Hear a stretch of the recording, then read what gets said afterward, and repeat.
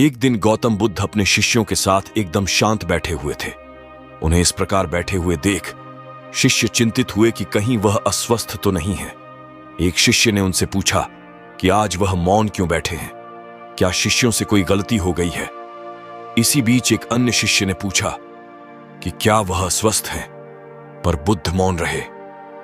तभी कुछ दूर खड़ा व्यक्ति जोर से चिल्लाया, आज मुझे सभा में बैठने की अनुमति क्यों नहीं दी गई है। बुद्ध आंखें बंद करके ध्यान मग्न हो गए।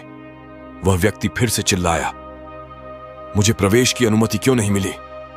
इसी बीच एक उदार शिष्य ने उसका पक्ष लेते हुए कहा कि उसे सभा में आने की अनुमति प्रदान की जाए। बुद्ध ने आंखें खोली और बोले, नहीं, वह अछूत है, उसे आज्ञा नहीं दी जा सकती। यह सुनकर शिष्यों को बड़ा आश्चर्य हुआ।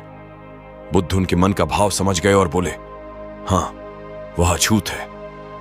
इस पर कई शिष्य बोले, हमारे आश्रम में जात पात का कोई भेद ही नहीं, फिर वह अछूत कैसे हो गया। तब बुद्ध ने समझाया, आज वह क्रोधित होकर आया है। क्रोध से जीवन की एकाग्रता भंग होती है। क्रोधी व्यक्ति प्राय मानसिक हिंसा कर बैठता है, इसलिए जब तक वह क्रोध में रहता है तब तक अछूत होता है। इसलिए उसे कुछ समय एकांत में खड़े रहना चाहिए। क्रोधित शिष्य भी बुद्ध की बातें सुन रहा था। पश्चाताप की अग्नि में तपकर वह समझ चुका था कि अहिंसा ही मनुष्य का महान कर्तव्य व परम धर्म है।